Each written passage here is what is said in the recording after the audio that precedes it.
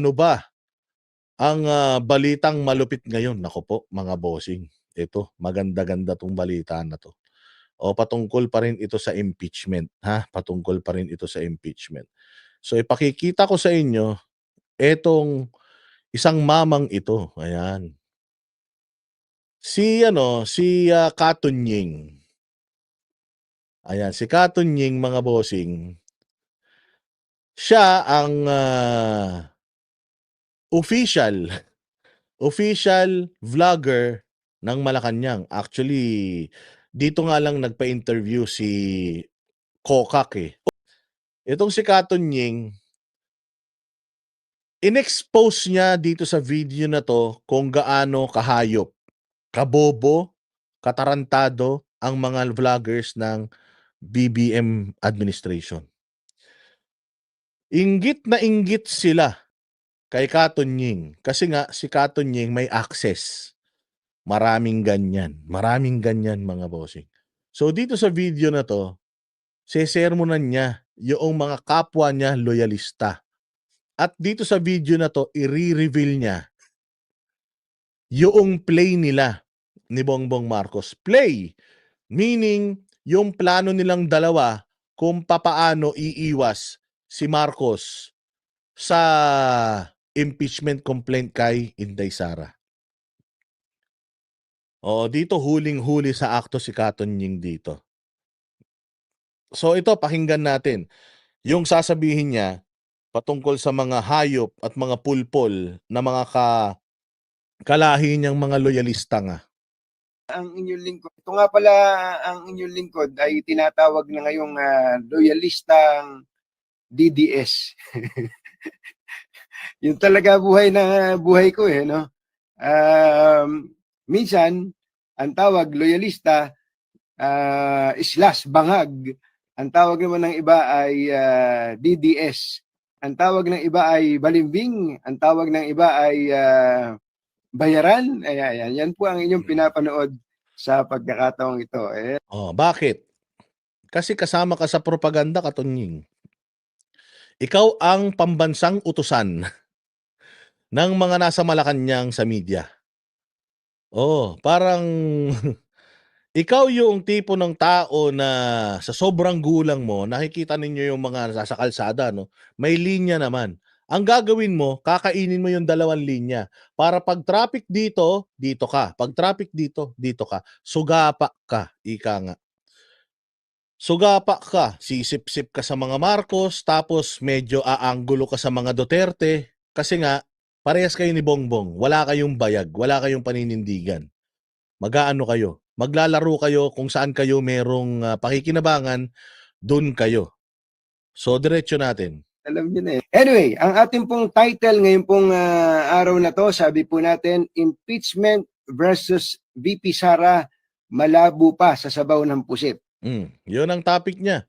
Malabo pa daw sa sabaw ng pusit yung impeachment ni Inday Sara. Kita mo, meron siyang atake kay Inday doon. Ano yun? Pusit. Di ba? Malabo pa sa sabaw ng pusit. Alam naman natin na yung mga makakaliwa ang tinatawag kay Inday Sara, pusit. Tama? Kasi ang nagpauso ng pusit na yan si Franz Castro. Dahil daw ang mga Duterte ugaling pusit, kapag mahuhuli na, magbubuga daw ng tintang maitim. So yun yung sinasabi niyang malabo pa sa sabaw ng pusit. Pero ang topic niya, impeachment ni Inday Sara. So kita ninyo kung gaano katalino si Ka Tunying. Ayaw talaga niyan sa mga Duterte. Pero inuutusan niyan ng Malacanang alam nila na konektado ka sa amin eh.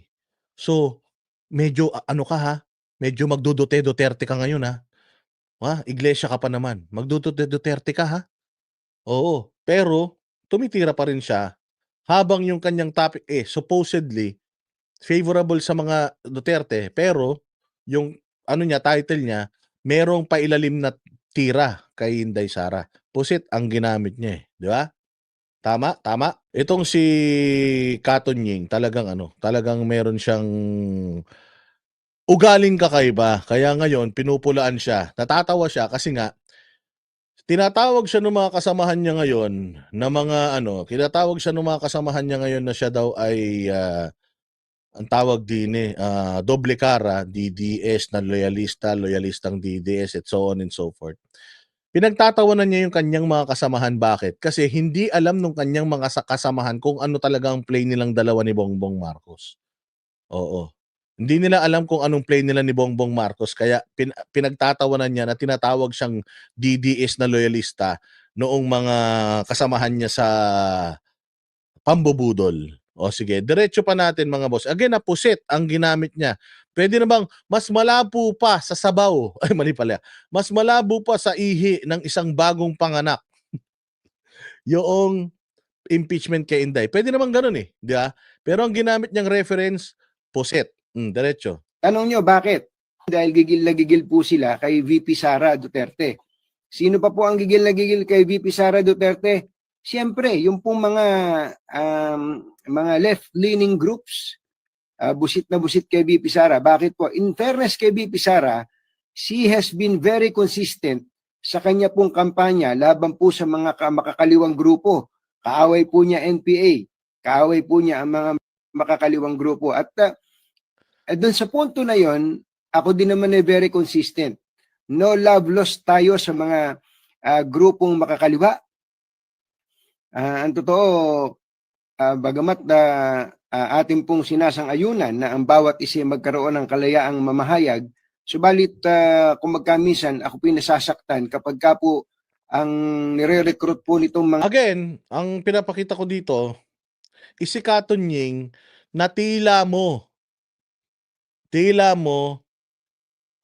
patas, ganun siya eh. Ako si Katon Ying na patas, para akong banateros. Pag tama palakpakan, pag mali banatan. Ganun yung style ni Katon Ying ngayon. Pero maniniwala ba kami sa'yo, Katon Ying? Kayo maniniwala sa'yo, bakit? Kaso ka ng mga Marcos eh. Kahit na anong gawin mo, kahit na anong baliktad mo, nambubudol na naman kayo. Nambudol na kayo noon, nambubudol na naman kayo ngayon.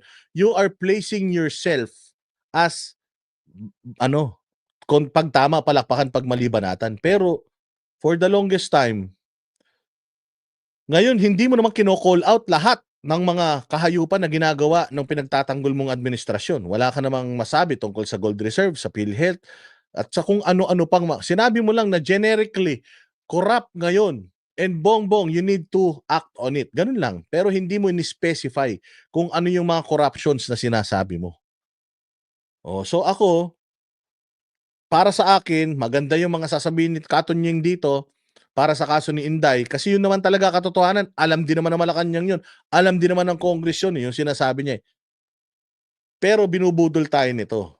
Gusto niya, kakampi na natin ulit si Katon Ying. So syempre, manonood kayo lahat sa kanya. Kasi kakampi na natin siya. Tapos biglang magpo-propaganda ulit yan para sa mga Marcos. O kayo, nanonood na kayo sa kanya, nasanay na kayo sa kanya, mabi-brainwash na naman niya kayo. So ano mangyayari ngayon sa inyo? Magiging zombie na naman kayo. Ganun lang yun. Kayo talaga. Hindi nyo naiintindihan yung mga galawan nila. Check na check natin yan. Okay, diretso. Ito ay ang mga walang kamalay-malay na mga kabataan sa ating mga paaralan. So on that particular aspect, sasabihin ko, ang Pangulong Duterte at ang kanyang anak na si VP Sara, kapanalig po natin doon po sa pagpuksa ng recruitment ng mga kabataan natin para po mamundok, para po lumaban sa pamahalaan dahil ayaw natin na ang mga batang ito'y maging kalaban po ng pamahalaan. Kung meron man pong excited na mag-file ng impeachment complaint laban kay VP Sara, aside from the civil society groups, of course, di ba, nagbigay na ng statement ito pong sina Franz Castro. Ayun, Na sila po ay nakita nyo nakita nyo yung positioning ni Katon Ying. Okay, nakita nyo yung positioning niya. Ako po, pagdating sa mag-amang Duterte at saka kay Inday Sara, wala akong masasabi. Talaga naman. Very consistent yan. Talagang pagdating sa laban sa insurhensya, kaisa ako dyan. Ganun siya eh. Ganun siya. Hindi nyo nakukuha yung play? Just recently, si Bongbong Marcos, sinabi niya na, wag i-impeach. wag i-impeach. Alam naman natin na ang punot dulo nitong kaguluhan na 'to yung pinsan niya tsaka yung asawa niya. Pero pinapaniwala ni Bongbong Marcos through yung PR ano niya, yung mga PR stunt niya na hindi hindi ano 'yan, hindi importante 'yan. Hindi importante 'yan. Mauubos lang ang oras natin diyan. Wag na tayong mag-ano, wag na tayong mag-ano diyan, wag na tayong mag-impeachment, sayang yung panahon. Hindi naman importante 'yan. 'Yun yung play niya. So, ito naman si Katunying, kailangan niyang mag-explain. At considering na siya ang messenger ng Malacanang, kailangan ni Katunying iposisyon yung sarili niya na patas siya. Kasi 'pag patas siya, lumalabas na si Bongbong Marcos patas din katulad niya. Parang ito si ano, si Katunying spokesperson 'to ni Bongbong Marcos sa social media, eh. 'Di ba? O sige, diretso pa natin. Gahain na impeachment at in fact binanatan pa nga nila si Pangulong Bongbong Marcos sa sinabi nito na ang sinabi po ng Pangulong Bongbong Marcos please do not file impeachment complaints. Nakikiusap, hindi nag-uutos. Nag-file po ang 16 na signatories po yata ito. Kinuha nilang Nakikiusap daw si Bongbong Marcos, hindi daw nag-uutos, ha. Please, walang sinabi si Bongbong Marcos na please. Oo, Katunying, panoorin niyo yung mga interviews ni Marcos tungkol doon. Wala siyang sinabing please. Ang sinabi ni Bongbong doon is, wala na nag-leak na. So, paninindigan ko na. Hindi ako pabor sa impeachment na I am urging the Congress to not file impeachment complaints for Inday Sara because walang may tutulong na maganda yan sa bayan natin. Ang daming problema. Ganun. Hindi niya sinabi na please. Talaga to si Katunying, oh. Halatang-halata, eh. Pero sige lang, maganda naman yung sinasabi niya tungkol ito yung katotohanan din naman yung sinasabi niya, eh. Kailangan niya kumbaga painan tayong mga Duterte into liking him again para makinig tayo sa kanya ulit. Oh, siyempre pag nakinig tayo sa kanya ulit, magpapasok siya ng propaganda for Marcos katulad niyan. The president doesn't want an impeachment for Inday Sara. He's saying please, nakikiusap siya. So it's as if si Bongbong pa ang kakampi, parang lumalabas na hindi masamang tao si Bongbong. Ayaw nga niya, eh. Congress lang naman na may gusto, makakaliwa lang naman na may gusto, eh. Ayaw niya, eh. So, dinidistance ni Katunying si PBBM sa galaw ng mga makakaliwa. Kaya niyo naman pigilan yun, eh. Tama? 'Di ba? Kaya niyo naman pigilan yun. Sa message merong sinabi. Alam naman natin ransang-liba na yung message na yung planted, eh. Kayo naman, oh. Pinapaliwanag ko na nga sa inyo, pinagpipilitan nyo pa. Planted nga yung message na yun. Dito nyo malalaman. Dito nyo malalaman. Sinong gago ang presidente magmi-message kay Katunying? Presidente, sabi ko nga sa inyo, si Banat Bay ang tila mo nung panahon ni PRD official na nagva-vlog for PRRD. But never nag-message directly si PRD kay Banat Bay. Madalas, mga secretaries ni PRD nagme-message kay Banat Bay, mga chief of staff niya yung nagme-message kay Banat Bay. Hindi mismong presidente direkta magme-message kay Katunying para sabihin na ayaw ko na please sabihin mga Congress, blah blah blah. Sige, diretso. Spokesperson, si dating Justice Secretary, dating Senator Laila de Lima, at ang nag-endorso po ng impeachment complaint na ito ay walang dilit iba kundi si Akbayan Party List Representative Perry Sendanya. So grupo po ni Risa Ontiveros to. So alam nyo na, ito pong impeachment complaint na inihain na ito ay karapatan pong isampa ng sino mang mamamayan basta meron po siyang batayan.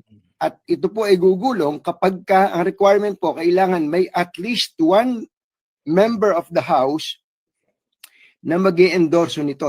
Before anything else, gusto ko lang palang ulitin yung kasi ito natatawa ako dun sa mga Ito na naman. Tapusin nyo muna to, huwag kayo nagmamagaling. Hindi naman si BBM nag-message kay Katunying. Pero sasabihin nga dito ni Katunying Okay, sasabihin nga dito ni Katinying kung saan galing yung message na yan. Again, si Katunying ang naglabas. Si Katunying ang official na kaibigan nila dyan sa social media. Okay? So, so it's impossible na yung usapang private nakasama si Katunying doon sa chat group na yun, or kung ibinigay man kay Katunying yung ano na yun, yung message na yun, it's unusual na yung ganun kadelikadong statement ilalabas ni Katunying. Dapat ang maglalabas nun PCOO o PCO. 'Di ba? Kaya nga yun yung sinasabi ko na it is unusual na a message direktang ibibigay kay isesend kay Katunying para ilabas niya. Unusual. Usually, dadaan yan sa dadaan yan sa PCO. PCO, yung maglalabas ng statement. Hindi vlogger. Kuha nyo? Kuha? BBM vloggers eh. Ano? Nung kinonfirm ng Pangulong Bongbong Marcos that he really sent messages to the leaders of the House na ayaw niya ng impeachment laban kay VP Sara, di ba tinawag nila akong yung mga pro-BBM vloggers na ako daw ay fake news peddler, fake news king, etc. etc. Nung kinumpirma ni Pangulong Bongbong Marcos na totoo ang ating pong impormasyong nakuha, na totoo na siya ay tutol sa impeachment. Kuha? Nakukuha ninyo? Ang nag-send talaga, si Presidente, nakuha niya. Nakuha niya. So, ibig sabihin, may access siya doon. Nandoon siya. So, kanino sinend? Sa kanya. Sa kanila. Nandoon siya eh. Tama? Kasama siya doon eh. So, nakuha niya doon. So, sinend sa kanya o hindi? Sinend sa kanila. Nandoon siya. Oh, kinuha niya eh. Sabi niya, nakuha sa sinend. O ano, nag-sorry man lang ba tong mga pro-BBM vlogger sa atin? Ha? May nag-sorry ba sa atin dyan? Hindi ba nila? Wala magsusorry sa'yo sa mga yan. Kasi sa totoo lang naman, ganito mga bossing, yung mga BBM vloggers, blindsided yan. Bopols siya mga yan, walang mga alam yan. Nagko-komentaryo lang yung mga yan according doon sa, siguro sa mga bayad sa kanila. Pero, mababa ang tingin ng Malacanang sa mga BBM vloggers. Bakit? Tingnan mo, anong pinakain sa kanila nung pinapunta sila sa Malacanang? Ensamada. Tapos yung mga media, may paraffle pa ng iPad at saka ng motor. So, walang information na nakakarating sa mga kupal na mga yan, na mga BBM vloggers na yan. Kaya nga pinagtatawanan sila nito ni Katinying. Wala kayong alam sa play namin. Ginajudge nyo na ako, pero wala kayong alam sa play namin at ayaw kong sabihin sa inyo kung ano yung play namin. Bakit? Kasi nga, mga bopols kayo. Wala naman kayong mga bilang.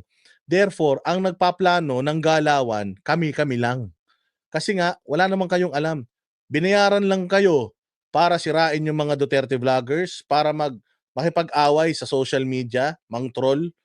Pero yung totoong galawan ng Malacanang, wala kayong alam. Bakit? Kasi nga, hindi kayo dapat pagkatiwalaan kasi nga mga bopols kayo.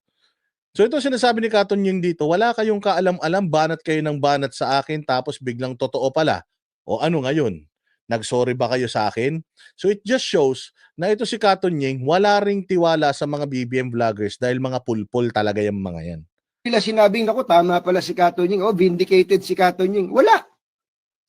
Walang nag-sorry sa inyo. Bakit? Nahihiya kayong mag-sorry.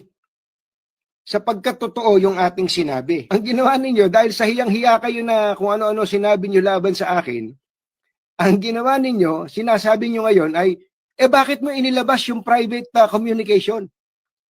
Bakit mo... Ito na, ilalabas yun na. Oh, noon daw sinabi niya yon, galit na galit daw sa kanya yung mga BBM loyalist, ganyan sila eh. Oh, ganyan sila. Sabi ko nga sa inyo, 'di ba, nung mga panahon na binabanatan ni Pebbles Talakera yung mag-asawa, muhing-muhi sila kay Pebbles. Pero biglang bumaliktad si Pebbles sa hindi malamang paraan at dahilan, kabati na nila ngayon. Ganun katangay ang mga yan. Ganun kabopol sa mga yan. Sabi ko nga sa inyo, maganda sinasabi nito ni Katon Ying sa ating mga DDS. Kumbaga pabor sa ating mga DDS tong sinasabi ni Katon Ying. Kung ako, engot ako, I will just pick this up and ibabash ko lang yung mga loyalista dahil isang loyalista yung yung kumo-call out sa inyo. Pare-parehas na mga pulpul kayo. Pero hindi. Gets ko yung play. Gets ko yung play neto ni Katon Ying na pumuposisyon kunyari nasa gitna siya.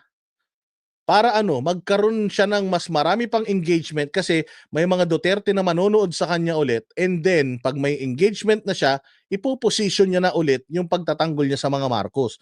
Yun yung agenda talaga nito ni Katon Ying. Hindi naman to mantakay mo, mahal pa rin niya yung mga Marcos kaliwat kanang kabulastugan na nangyayari sa bayan ngayon. 'Di ba? Hindi pa rin siya bumabaliktad sa mga Marcos nakikita naman na natin kung anong kahayupan na nangyayari ngayong administrasyon na 'to. So ito, hindi to susugal sa atin. Makikihalo lang ito sa atin para makuha niya ulit yung loob natin and then hihilain niya kayo ulit pabalik into praising Bongbong Marcos. Kaya ingat kayo. Kasi sabi ko nga sa inyo, you challenge yung mga napapanood ninyo because kung gullible tayo masyado, mabubudol na naman tayo ng mga to. O dapat tayo, nagano na tayo, yung natututo na tayo sa mga pagkakamali natin na ang bumudol sa atin, sa inyo, yung mga vloggers din naman. 'Di ba? Diretso, dito niya sasabihin kung tungkol diyan sa text. Isinapubliko ang private communication. Yun na ang sinuutan nyo. Hindi nyo ba lang sinabing, uy, tama pala si Katon Ying. Sorry ha, sorry Katon Ying ha, kung ano-ano sinabi namin sa iyo. Sorry ha. Tama ka pala, kami pala ang mali. Hindi nyo masabi yon. Bakit? Sapagkat ang gusto nyo, lagi kayong tama. Kahit mali na kayo, tama pa rin kayo. Totoo naman yan. Kumbaga, Katon Ying want us to hear, kumbaga gusto niya maging masaya tayo sa naririnig natin sa kanya. He's giving us what we want to hear coming from a BBM loyalist. Nakukuha ninyo? Nililigawan kayo ni Katon Ying. Binabanatan niya yung mga BBM vloggers para iniisip niya siguro kasing bobo tayo ng mga loyalista na nung binanatan ni Pebbles Talakera yung mag-asawa kung ano kaadikan ng sinasabi niyang ginagawa nila, galit na galit sila tapos bumaliktad lang, binanatan lang ni Pebbles ang KOJC, ang mga Duterte, mahal na nila ulit si Pebbles. Gusto nila tayong maging ganun. Ginagawa ni Katon Ying yung gusto nating marinig, sinasabi niya para kiligin tayo, yes, kakampi na natin ulit si Katon Ying. Pero hindi niya ini-specify kung ano yung mga issues niya sa gobyerno ni Marcos. Sinabi lang niya na corrupt ngayon. Pero hindi niya ini-specify kung ano yung corruption. Hindi niya hinihimay. Hindi natin siya kasama sa PhilHealth issue. Sa flood control issue, hindi natin siya kasama. Sa issue ng gold reserves na binenta, hindi natin siya kasama. Basta, sinasabi lang niya, corrupt ngayon. Dapat, Mr. President, act on it. Magsalita ka na. Ay, ganun lang siya. Kasi nga gusto niya kayong makuha ulit. Pag nakuha niya kayo, pasasayahin niya kayo konti, magdo-Duterte content yan, tapos biglang hihilain niya kayo ulit doon. Na ang Marcos hindi yan kaaway ng mga Duterte. Na ang Marcos ay unity. Gusto niyan, sana ayusin natin ang mga Marcos at mga Duterte na ganito ganyan. So budulan na naman yan. Tama? Paano mo paayusin yung putang ina in the first place sila sumira? Hindi naman sumira mga Duterte, ang sumira naman sila eh. Kino-call out niya ba yung pinsan niya sa pinaggagawa ng pinsan niya? Hindi po ganun si Katon Ying. Maaaring minsan magkakalinya po tayo ng opinion, magkapareho tayo, pero hindi tayo magkakampi. Yung! Banateros na siya. Magkakaparehas tayo ng opinyon ay ng gustong mangyari, pero putang ina, pag tama palakpakan, pag mali banatan. O so si Katonying banateros na. Galing. Ang galing mo, Katonying, ibang klase ha. Sapagkat ang aking paninindigan, doon tayo sa tama. Saan kayo nagsusuot ngayon? Saan kayo nagsusuot? Katonying, bakit mo inilabas yung private communication? Alam nyo ba kung bakit ko nakuha yon? Ayun ha. At alam nyo ba kung bakit inilabas ko yon? Ayun ha. So, play na talaga yun. Kuha nyo. Alam nyo ba? Galit na galit sa akin, bakit ko nailabas yun eh? Alam nyo ba kung bakit ko nakuha yun? Kung paano ko nakuha yun? Alam nyo ba kung bakit ko nilabas yun? Yun ang tanong niya. Ulit, diretso. At alam nyo ba kung kanino galing yon? Huwag kayong di ba? Kinat. Tumalon. Alam nyo ba kung kanino galing yun? So, ibig sabihin, nilik talaga ni Katonying yun. Utos sa kanya yun. May pinanggalingan yun. Sinend yun sa kanya. Ngayon, sino yung kanina nagsasabi na hindi naman sinend kay Katonying yun eh. Hindi naman ganito yun eh. Hindi naman ganyan yun eh. Eto na siya na nagsabi Alam nyo ba kung saan ko kinuha yun? Alam nyo ba kung sino nag-send yun? Alam nyo ba kung bakit ko inilabas yun? Sabay cut. Sabay cut. Yan yung sinasabi natin na huling-huli sa bibig. Ulit ha, baka hindi nyo na-gets. Kayo. Hindi po ganun si Katonying. Maaaring minsan magkakalinya po tayo ng opinion, magkapareho tayo, pero hindi tayo magkakampi. Sapagkat ang aking paninindigan, doon tayo sa tama. Saan kayo nagsusuot ngayon? Saan kayo nagsusuot? Katonying, bakit mo inilabas yung private communication? Alam nyo ba kung bakit ko nakuha yon? At alam nyo ba kung bakit inilabas ko yon? At alam nyo ba kung kanino galing yon? Di ba? Alam nyo ba? Ibig sabihin, sinasabi niya na blindsided kayong mga BBM vloggers. Wala kayong alam. Hindi nyo alam yung aming play. Which is true. Miski akong Malacanang hindi ko papaalam sa mga bobo na mga vloggers na binayaran ko na kung ano yung galawan ko kasi mapipreempt. Tingnan nyo, kinat. Huwag kayong sinasabi natin sa di ba? alam nyo ba kung bakit ko nakuha yon? At alam nyo ba kung bakit inilabas ko yon? At alam nyo ba kung kanino galing yon? Huwag kayong sinasabi natin. Di ba? 2 beses kinat. Bakit? Meron siyang binitawan doon na sensitibo. May binitawan siyang sensitibo na kailangan tanggalin. Na kailangang ikat. Nakita mo, tumalon 2 beses eh. Kasi mabibisto siya doon. So, everything is parang lahat ito scripted, lahat ito pinagplanuhan na nila. Itong si Katonying, inutusan to. Hindi ito nagsasalita ng kung ano yung talagang gusto niyang sabihin. Nagsasalita ito si Katonying kung ano yung nasa script, kung ano yung propaganda nila. Nagsasalita siya sa ganun. Again ang ginagawa nila ngayon is what they are doing is sinasabi nila yung mga gusto natin marinig. They are telling us what we want parang what we want to hear coming out from sa kanila.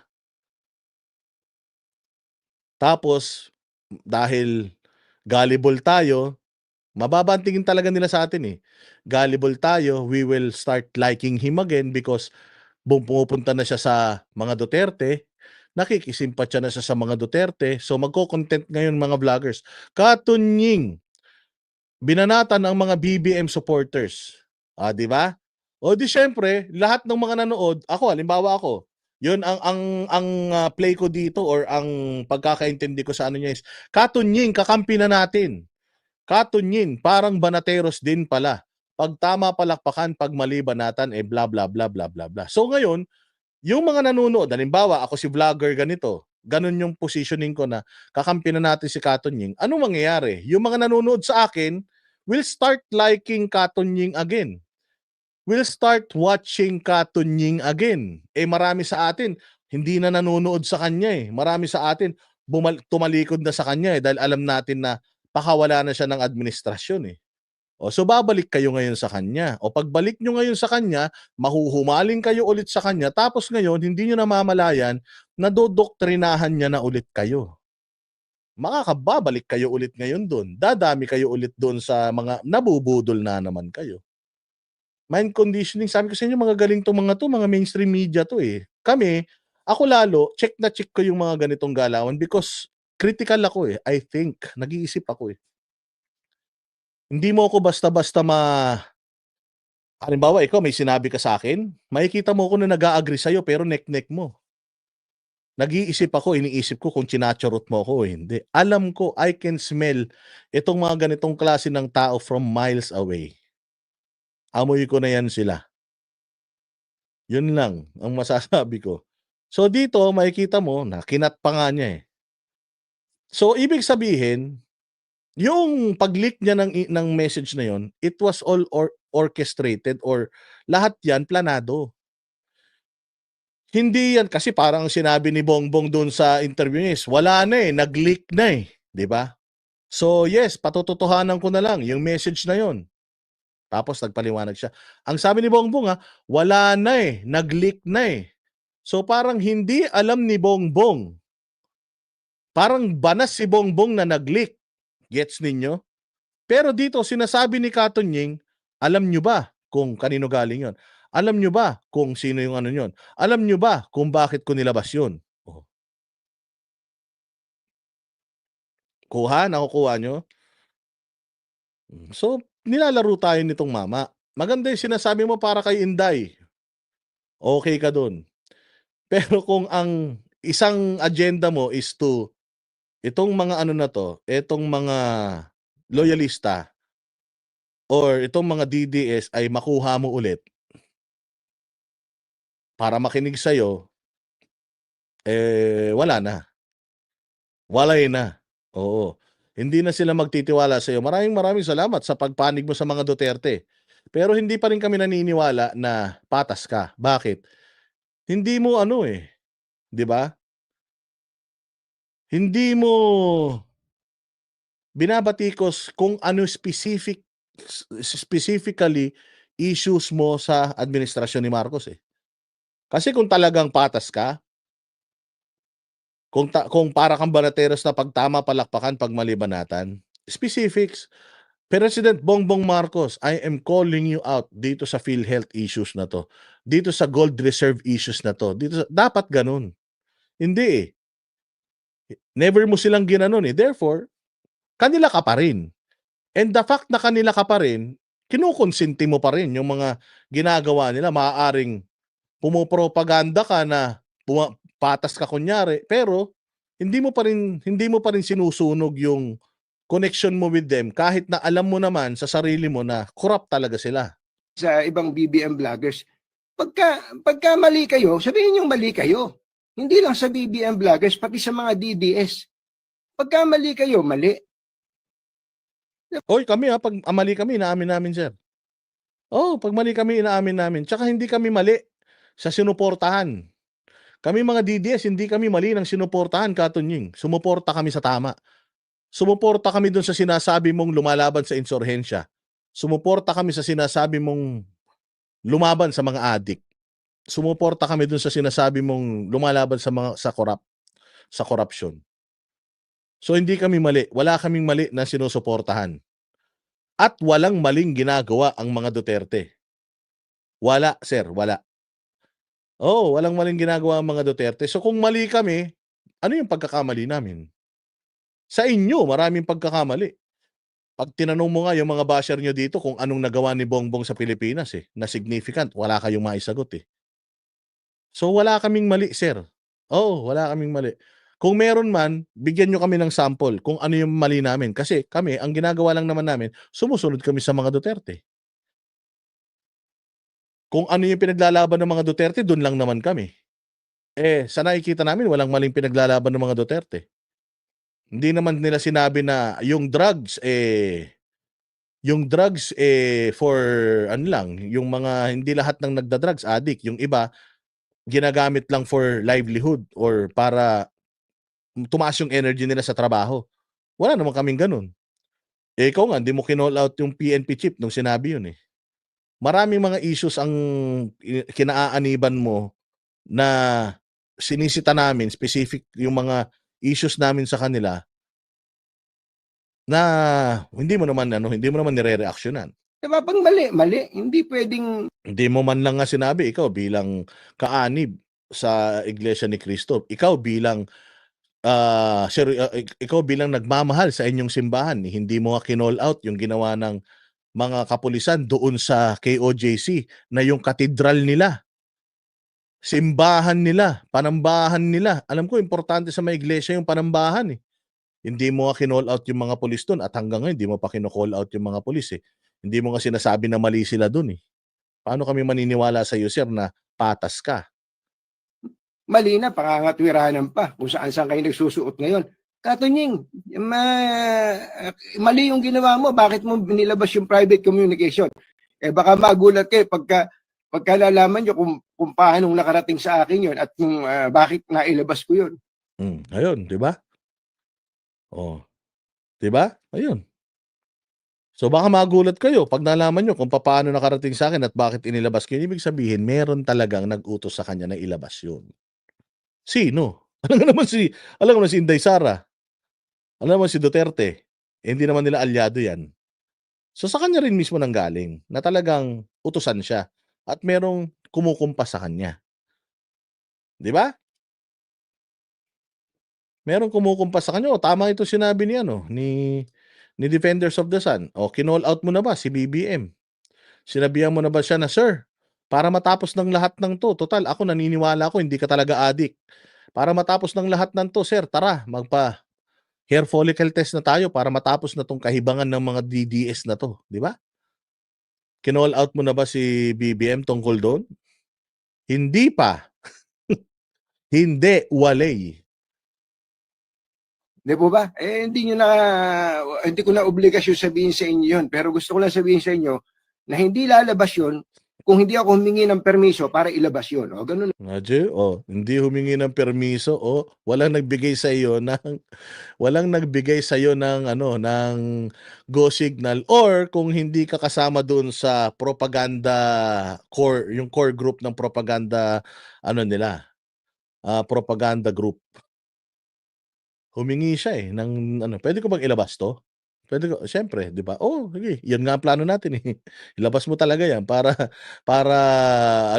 tapos biglang ganito, magkakasama kayo sa pagpaplano sa propaganda, huwag nyo na kami lokohin. Na lang kasimple. Hindi po ba mga kababayan? Going back dito po sa bakit natin nasabi na malabo pa sa sabaw ng pusit. 8 araw na lang. Sabaw ng pusit. Ito maganda naman yung paliwanag niya dito. This is really obvious. Sinasabi na rin naman natin to na wala nang time. Even si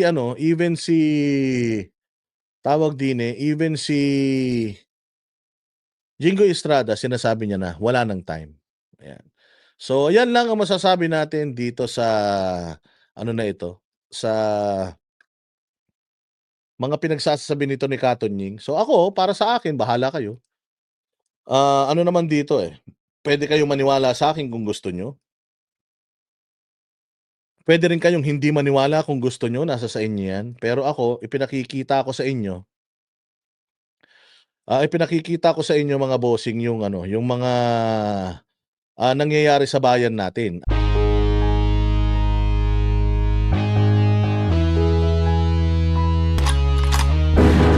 Yan ang Banateros, walang inuurungan. Pag tama palakpakan, pag mali ay babanatan. Yan ang Banateros, boses ng orte.